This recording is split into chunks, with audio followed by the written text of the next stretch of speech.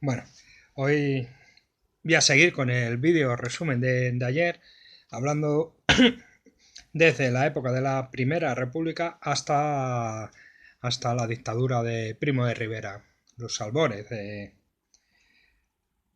la Segunda República, que comprende los reinados de Alfonso XII y Alfonso XIII, la restauración y demás.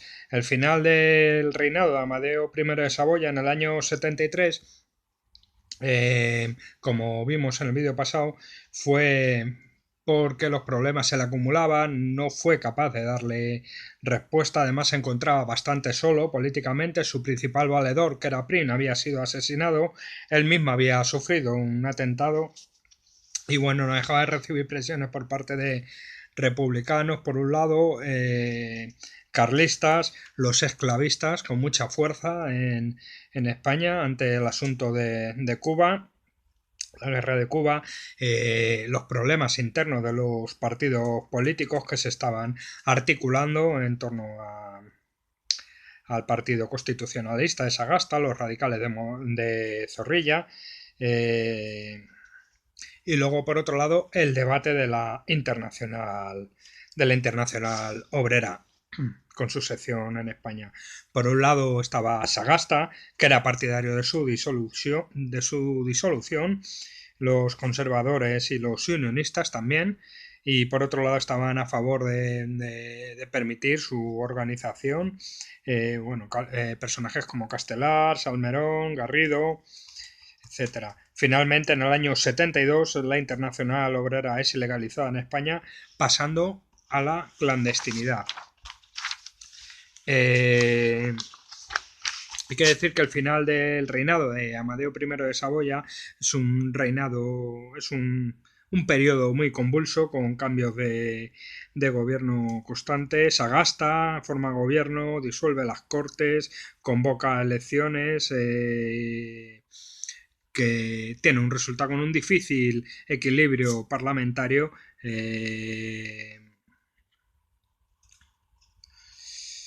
En el año 72 Sagasta dimite, Serrano forma un nuevo gobierno con los conservadores con una deriva bastante autoritaria, Zorrilla se aparta del sistema político vigente en el momento.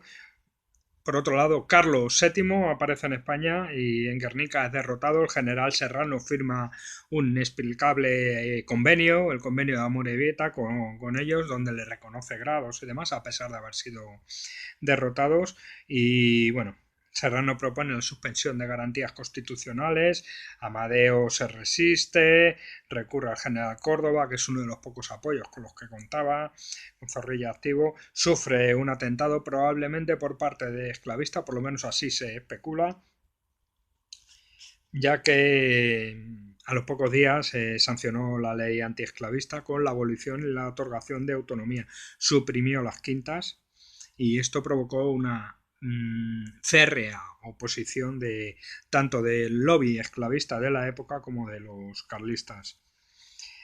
Finalmente Amadeo I decide dejar el cargo de rey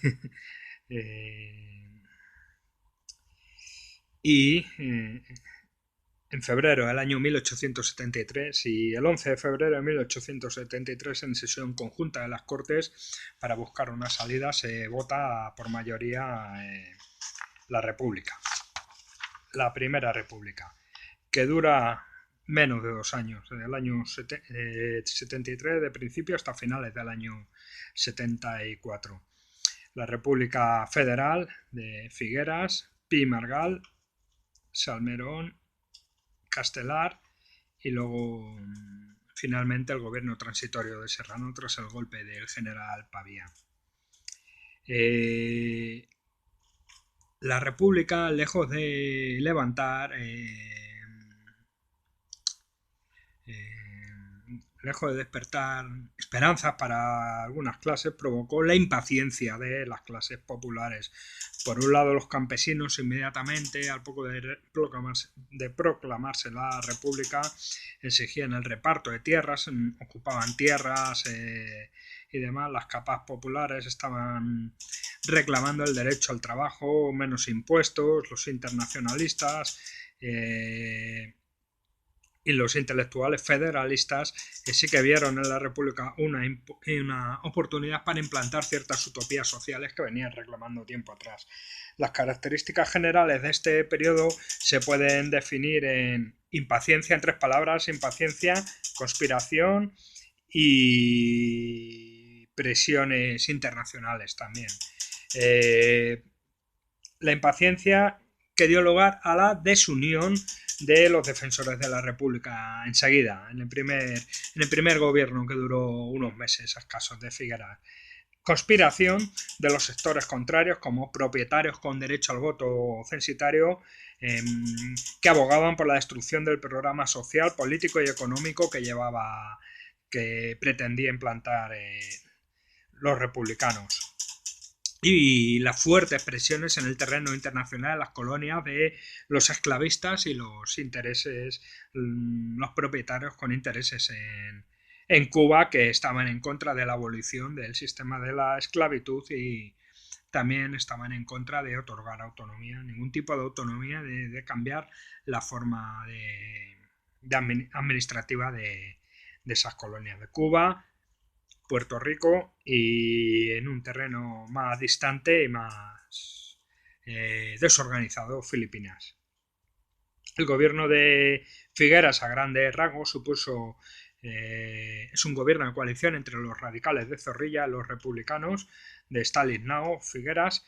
El primer asunto que tuvo que hacer frente fue la declaración de la República de Cataluña, que pretendían llevar a cabo con escasos militares adeptos. Se suprimieron las quintas, se suprimen también las juntas revolucionarias que se habían dedicado a cesar y a los ayuntamientos que no eran favorables. Se restablecen los voluntarios por la República, que emanan de las milicias nacionales. Aquellas milicias nacionales en época progresista se ponían en marcha, se autorizaban, y en épocas más conservadoras se prohibían.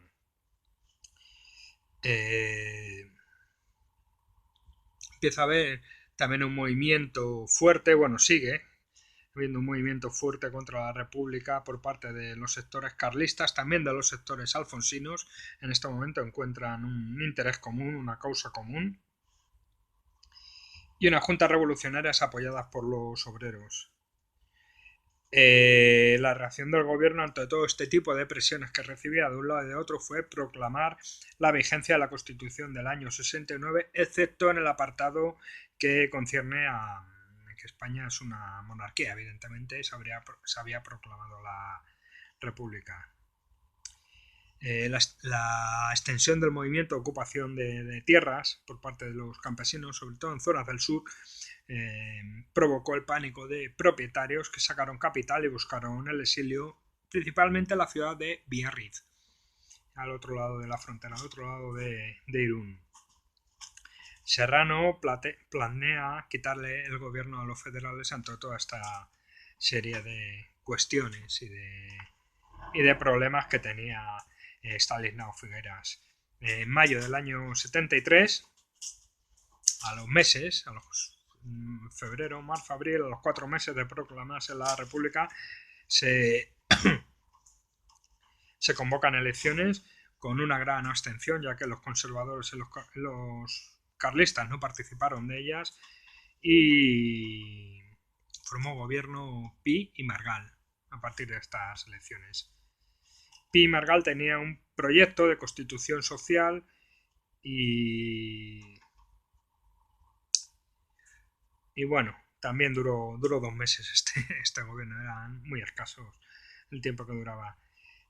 Sus ideas de estas regulaciones laborales, de prohibir el trabajo infantil, etcétera, sonaban en aquella época ideas muy revolucionarias, muy socialistas, y no eran bien asumidas, no eran aceptadas. Planteaba elaborar una constitución moderna, modernizadora, democrática. En junio entran en el gobierno los moderados de Castelar, que pretendía llevar a cabo una serie de reformas fiscales tranquilas, y tuvo que hacer frente también Pi Margall en estos 2 meses de gobierno a unas tremendas presiones por parte de los republicanos más radicales llamados intransigentes, de los carlistas y de los alfonsinos. ¿Vale? En el mes de julio, el mes de julio del año 73 fue crucial, ya que hubo un desbordamiento del gobierno por parte de la izquierda internacionalista y de los federales intransigentes. Una descoordinación de los ministerios y de las políticas que dio lugar a mayor división de los federales, de los republicanos federales. El aumento, seguimos dando pasos en cuanto al aumento de la tensión social, principalmente en Cataluña, donde por un lado los carlistas empiezan a estar descontrolados y por otro lado se llevan a cabo trifulcas entre los propios republicanos federales e internacionalistas. Incremento también de las tensiones sociales en otras zonas de España, como en Andalucía, pidiendo tierras, ocupando tierras, reformas, y un movimiento que emana de la República, ese movimiento cantonal que tomó fuerza, que se hizo fuerte en algunas ciudades, al hilo de esta de la instauración de la República, impulsados también por los republicanos intransigentes, más radicales, y declarando la independencia de muchas ciudades, con el objetivo no de funcionar como regiones independientes, sino de formar un proyecto federal, cantonal, se llama así, al modo de Suiza, ¿vale? En el que libremente las ciudades y las regiones regidas en cantones se unieran al Estado español. El movimiento cantonal fue reprimido rápidamente en muchas zonas, pero hubo algunos lugares como Málaga y Cartagena que resistieron el asedio del ejército español durante meses. Bien. Llegando a suprimirse garantías constitucionales y encontrándose Pi y Margall en este mes de julio con media España sumida en levantamientos de todo tipo, cantonales, asedio de los carlistas a Bilbao y a Irún en Cataluña, apoyando también parte de las tropas francesas y elementos franceses en la frontera a los carlistas, a los alfonsinos, ya que no reconocían la República Española. Bien, el siguiente gobierno es el de Salmerón, que dura desde julio, dimite Pi y Margall y bueno, se le encarga formar gobierno a Salmerón desde julio hasta septiembre del año 73. Tremendo, duraban 3 meses los gobiernos también. Había Salmerón de un plano más moderado, un republicanismo más conservador, al igual que Castelar, intentaron poner fin a este movimiento cantonal, al programa cantonal, en el cual tomó protagonismo el general Pavía, que unos meses después sería protagonista del golpe de Estado, también el general Martínez Campo y el general Domínguez, y que acabaron con el cantonalismo de Cartagena en enero del año 74. Hubo este presidente, Salmerón, fue un republicano federal moderado, temeroso de los intransigentes y su deriva internacionalista que emanaba de la Comuna de París. Se declaran unitarios frente a los federales de Pi y Margall. Se instaura una república unitaria con Salmerón y con Castelar. Con Carlos VII ya en España, desde hacía meses, Salmerón nombra generales alfonsinos para acabar con los levantamientos carlistas. De esta manera, la república está en manos de borbónicos, para acabar con el movimiento cantonal y con el movimiento carlista, como el general Pavía o el general Martínez Campos. En el año 73, el presidente Salmerón dimite, ya que estaba en contra por un problema de conciencia, pues estaba en contra de las penas sumarias que se habían firmado o que iba a llevar a cabo el general Pavía en Sevilla contra los cantonales de Sevilla. Dimitido Salmerón, accede a la presidencia de la República Castelar. Bien, Castelar toma plenos poderes para acabar con el movimiento carlista. Se recrudece durante su mandato desde septiembre del año 73 hasta enero del año 74. Se recrudece la guerra en Cuba. La República había supuesto una esperanza de los cubanos y, por otro lado, un malos presagios de los esclavistas.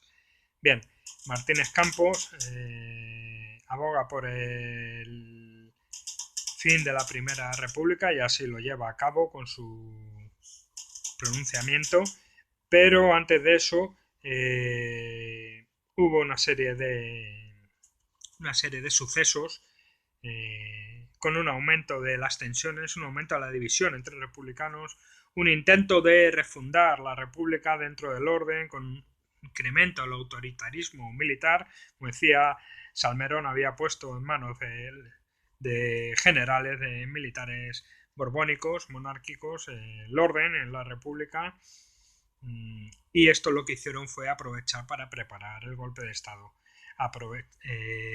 apoyándose sobre todo en los conservadores de Serrano y en los liberales de Sagasta, liberales moderados de Sagasta. En enero del año 74, el general Pavía irrumpe durante la votación de una moción de confianza del presidente Castelar en el Parlamento, disolviéndolo y amenazando además con una dictadura militar por una falta de acuerdo. Parece ser que estaba muy apoyado por los propietarios, por los grandes propietarios peninsulares y por los intereses de los hacendados y esclavistas. Entonces lo que hacen las fuerzas parlamentarias republicanas es acudir para evitar esa dictadura militar con la que amenazaba el general Pavía, es acudir al general Serrano, ¿vale? Por parte de los republicanos unitarios, los radicales de Zorrilla y los unionistas conservadores. El gobierno de Serrano, que fue un gobierno transitorio tras el golpe militar del general Pavía hasta la restauración, estuvo apoyado por esta Liga Nacional de Intereses Esclavistas en Cuba, por los oligarcas peninsulares, por los radicales de Zorrilla y los unitarios.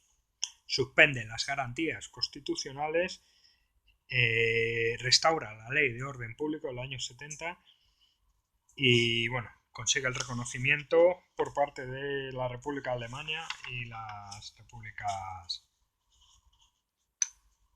de Estados Unidos americanas, ¿vale? Las repúblicas americanas. El golpe de Pavía, la dictadura de Serrano suponen la represión y el exilio de internacionalistas, de cantonalistas, la disolución de los movimientos obreros organizados en la Internacional y el descabezamiento del movimiento y del activismo republicano. El último escollo con el que se encontraba el general Serrano fue para estabilizar un régimen que no se sabía muy bien cómo se iba a organizar, aunque ya estaban trabajando en la restauración borbónica, eran los carlistas. Y había dos caminos para reorganizar el régimen. Uno era volver a la legalidad de 1868 y otro camino es fundar una nueva legalidad republicana al modo francés, unitaria, ¿vale? El general Serrano consigue levantar el asedio de Bilbao por parte de los carlistas y de igual manera levanta otros asedios y otros levantamientos, otras revueltas carlistas que se habían extendido por Castilla, Levante, Murcia, etcétera, aunque los alfonsinos se habían dedicado a suavizar un poco los ánimos contra los carlistas. Sagasta en estos últimos meses hace con él gobierno transitorio ante la restauración, desterrando a los alfonsinos. Y Alfonso XII, con su manifiesto, aboga por el constitucionalismo. Finalmente, Martínez Campos se pronuncia en Sagunto, en la ciudad de Sagunto, poniendo fin definitivamente a la República. Sagasta, con su gobierno, se dedica a borrar los vestigios de libertades surgidos de la Revolución Gloriosa, y con el golpe surgen intereses esclavistas que no convenían al proyecto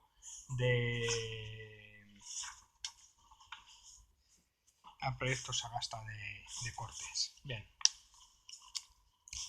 Seguimos hablando de la restauración de Alfonso XII. Tras el golpe, general Pavía se pone al general Serrano como presidente transitorio con un gobierno de Sagasta en los últimos días y se proclama Alfonso XII como nuevo rey. Ya Cánovas había estado trabajando los años anteriores en establecer un régimen monárquico, constitucional, estable, de orden, aunque no democrático. Es un régimen liberal y conciliador, pero no democrático, con unos principios doctrinales que son la monarquía constitucional, con una constitución abierta, bastante tolerante, una soberanía compartida entre el Parlamento y una alternancia de dos grandes partidos políticos que se irían alternando en el poder por turnos pactados previamente. Estos partidos, llamados dinásticos, serían el Partido Liberal y el Partido Conservador. Bien.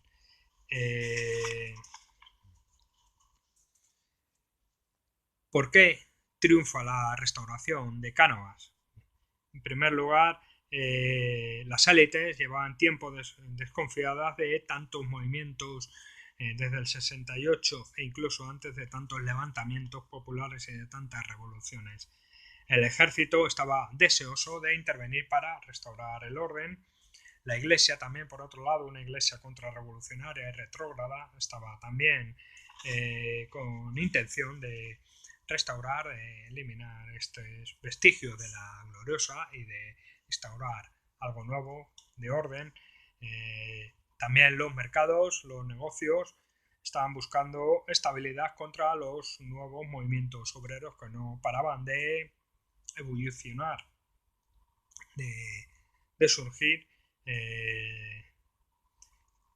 Y los movimientos también tuvo mucho que ver en la instauración de este nuevo régimen, de la restauración. Los movimientos revolucionarios y republicanos estaban reconociendo ya su fracaso ante tanta división y bueno, también cierta dosis de hartazgo de ellos mismos. Los sectores más progresistas se veían muy débiles frente a los sectores conservadores. Estos factores posibilitaron la opción de Cánovas, el clima favorable a la alternancia de partidos, de orden, estabilidad y seguridad, un cambio político propulsado por los alfonsinos, por los colonialistas, por grupos militares conservadores vinculados a la burguesía, que no querían reformas democráticas, querían orden social, querían que siguieran las colonias con el mismo estatus administrativo y querían la unidad nacional, no querían inventos cantonales ni repúblicas dentro de España. El manifiesto de Sandhurst de Alfonso XII es un manifiesto que aboga por una monarquía constitucional parlamentaria en la cual Alfonso XII dice que se siente libre por la renuncia de Isabel II de su madre a la tutoría y pretende restablecer el orden dentro de la legalidad constitucional. Y también pretende acabar con los pronunciamientos como forma de cambio de gobierno que ha sido la tónica dominante, como hemos visto, durante todo el siglo XIX. Deseaban también un cambio de régimen por cansancio de la propia población, de los carlistas, de los republicanos, de los antiguos radicales y de una población que era la principal padecedora de toda esta situación convulsa. Bueno, el 22 de diciembre del año 74, como comentaba, Martínez Campos, con el apoyo de generales como de Rivera, inspirado por conservadores europeos, da un golpe de Estado en Sagunto, pronunciamiento de Sagunto. Cánovas, que era partidario de restaurar a los Borbones en el trono, la figura de Alfonso XII, estuvo en contra de este golpe de Estado, era más favorable a los medios pacíficos y se distancia, quería orden, tradición, propiedad con dosis de intervención estatal en los asuntos sociales. Bien. El proyecto político de Cánovas, pues por un lado establecer el régimen liberal, estable y conciliador para fomentar la mejora de la situación económica y ganar peso internacional, y para ello establece una monarquía constitucional y parlamentaria, la figura de Alfonso XII, una constitución abierta y tolerante, un parlamento representativo con actores que asuman reglas del sistema, los partidos dinásticos, es decir, participarían los que estuvieran de acuerdo, los partidos antisistema quedarían fuera, e incluso ilegalizados estuvieran. Una soberanía compartida entre el rey y las cortes, un poder civil y religioso respaldado por partidos sólidos con alternancia, y el fin de los pronunciamientos militares como instrumento de cambio y gobierno. Un rey como jefe supremo del ejército para acabar con el peligro de dictadura militar. ¿Cómo funcionaba el régimen en estos primeros años? Pues primero se pactaba y luego se fingía. Así de sencillo y así de complicado también, porque esto implicaba arrastrar a muchos actores intermedios. La figura principal era la del cacique, que estaba obligado a recopilar los votos que le exigían desde las instancias centrales en las provincias y en los pueblos. Estos caciques a su vez tendrían que repartir prebendas o otra serie de favoritismos, ¿vale? El encasillamiento, que se llama. Es decir, primero se pactaba, vamos a gobernar los conservadores, se convocaban elecciones, se llamaba a los caciques, oye, ¿qué tienen que ganar el partido conservador en tu pueblo? Del pueblo a la provincia, y de la provincia al estado central. La ciudad era más difícilmente controlable por una masa de población más grande, donde la gente no se conocía, como en los pueblos o en las ciudades pequeñas. Aún así no había una tradición de participar en la vida política, aún todavía no había una madurez política que sí que se iría ganando poco a poco con el tiempo a medida que van pasando los años dentro de este propio sistema de la restauración. Bien. Cánovas creó un régimen estable, aunque no democrático, resolvió el problema crónico del siglo XIX de la gobernabilidad, propició una constitución abierta y de larga duración, pacificó el país de forma interna con la derrota del carlismo en 1876 y el fin de la guerra colonial en 1878. Dotó de excesivo poder al Ejecutivo, se apoyó su régimen en sectores restringidos y pudientes, dejando de lado a las masas sociales y sus aspiraciones. No tuvo una visión colonial ni una altura internacional, que pasó factura al sistema finalmente, y consiguió a finales del siglo XIX una estabilidad y una normalización de la que careció España en esta misma época. Esto en el terreno de lo internacional.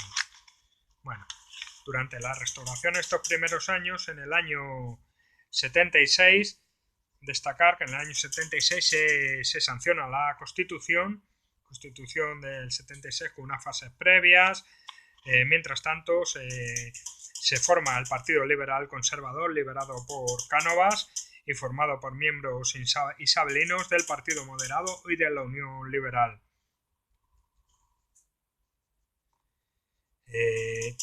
Al principio tuvieron problemas con los moderados, ya que estos pedían volver al régimen de la Constitución del 45 y bueno, hubo una serie de avances con respecto a la misma que acabaron asumiendo los moderados. Cánovas estaba totalmente decidido a afianzar su nuevo régimen. La Constitución del año 76, que supone, mediante unas fases previas de una comisión que prepara el proyecto de Constitución y demás, fue aprobada en el año 76 y supone la instauración de un Estado unitario, centralista, la división de poderes y una soberanía compartida entre la corte y el rey. Refuerza el papel del monarca. El rey tiene capacidad para legislar junto con las cortes, sanciona y promulga al rey, es el jefe de las Fuerzas Armadas, nombra al jefe de gobierno y a los ministros y puede disolver las cortes para volver a convocarlas en el plazo de 3 meses. Las cortes son bicamerales, ¿vale?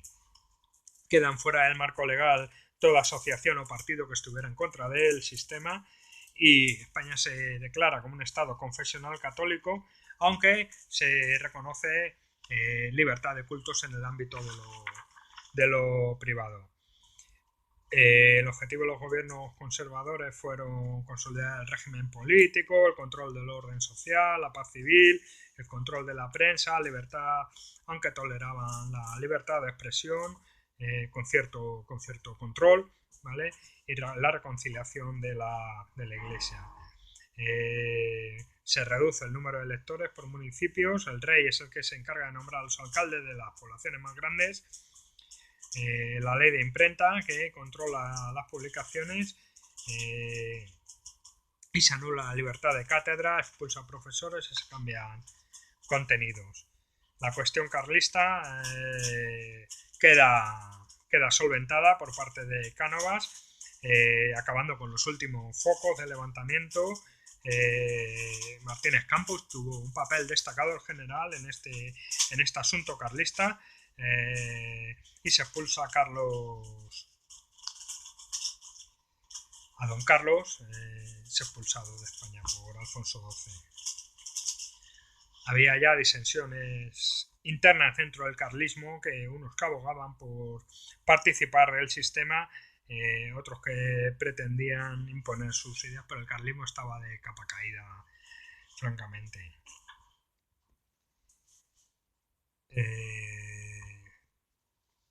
Finalmente, en marzo de 1873, se firma la paz de Somorrostro y el carlismo siguió funcionando como una idea política.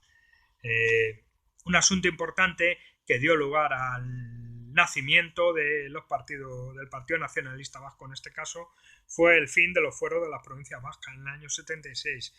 Y aunque se siguió en el año 79, se acordó un concierto económico que otorgaba cierta autonomía fiscal, supuso un revulsivo para aquellos movimientos culturales que defendían Sabina Arana y que fueron transformándose, en el caso del País Vasco, en un movimiento nacionalista a través del Partido Nacionalista Vasco. Se las tendría que ver Cánovas con la Lliga Regionalista por un lado, con el Partido Nacionalista Vasco por otro, que son los principales focos nacionalistas. La política colonial de Cánovas consideró el problema colonial como algo interno, no relacionado con el imperialismo, con una interferencia e impresión de USA en Cuba. Progresivamente fue internacionalizándose el problema colonial. No apoyó enérgicamente a las reformas en las colonias por su relación estrecha con los grupos con intereses ultramarinos.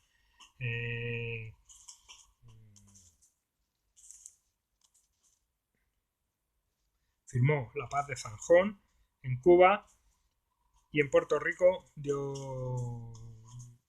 otorgó el fin de la esclavitud, una amnistía y un marco que permitía el desarrollo de las libertades individuales. Con la Paz de Zanjón en Cuba se topó con una oposición del Congreso, ya que la Paz de Zanjón declaraba el fin de la esclavitud y la falta de energía en estas reformas con respecto a Cuba dio lugar a una insurrección posterior que acabó en una larga y sangrienta guerra. No soluciona el problema hasta el año 98 con la guerra de Estados Unidos.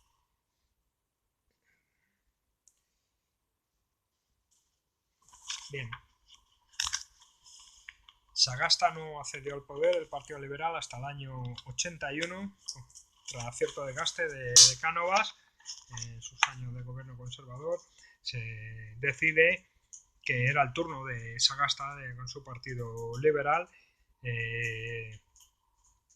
los fusionistas, que se llamaban entonces, formado por los constitucionales, los centristas y algunos conservadores disidentes.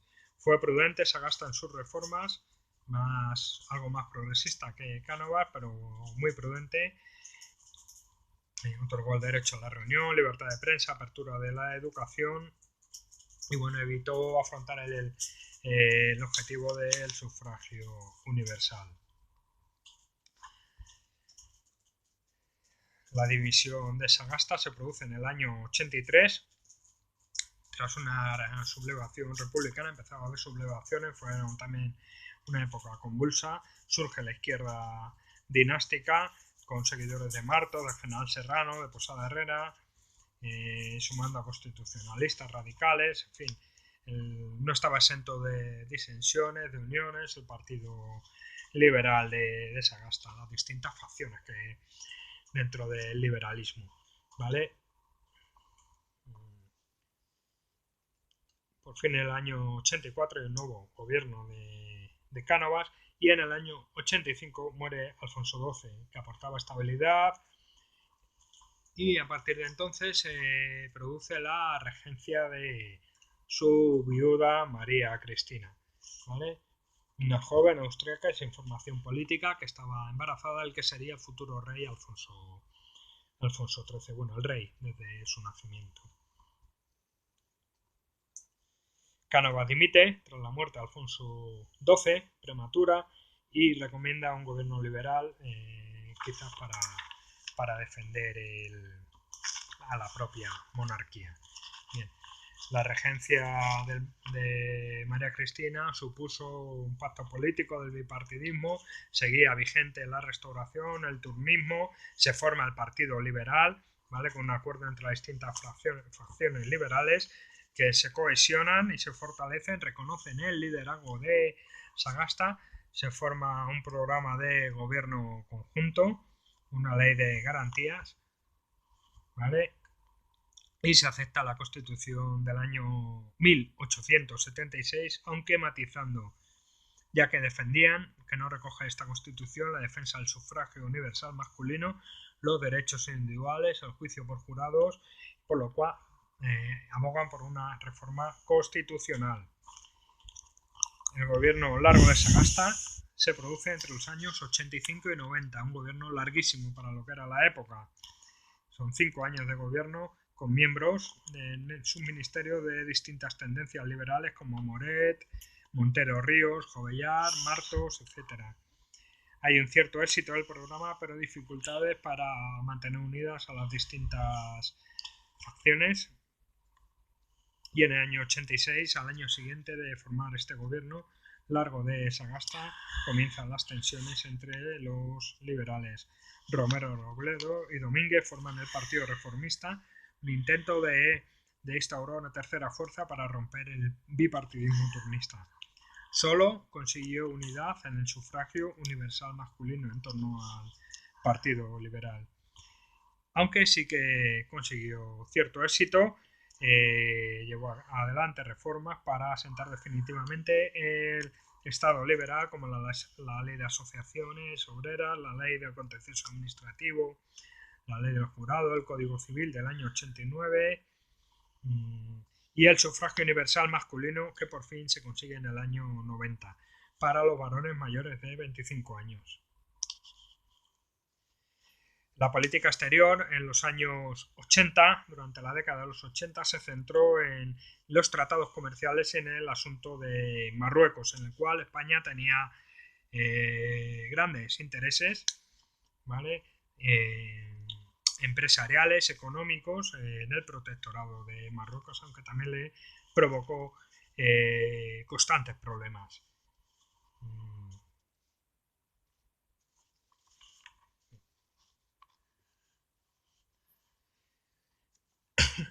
la década de los 90, durante la regencia de María Cristina, hay una alternancia en el poder.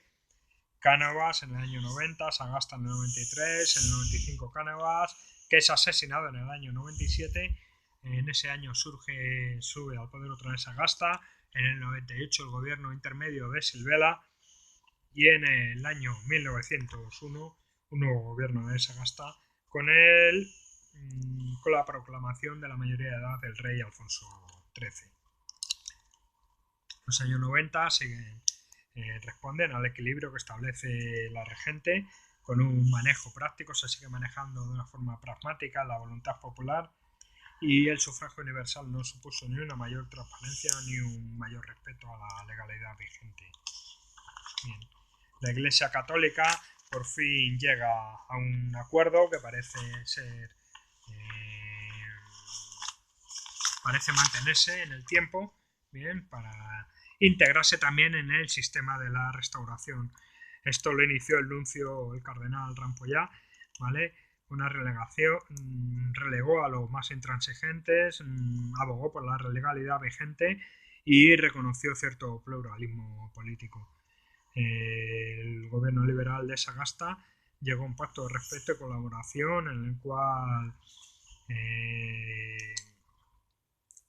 el Vaticano reconoce al Estado las uniones civiles y el Estado se compromete a otorgar cierta exclusividad a la enseñanza primaria y secundaria a la Iglesia, aparte de la confesionalidad del Estado y el apoyo ofrecido por el gobierno. Bien. Los sectores liberales, republicanos, socialistas y anarquistas se opusieron al aumento de la influencia política y social del clero. Y aquí termina este vídeo. En el próximo hablaré del reinado de Alfonso XIII.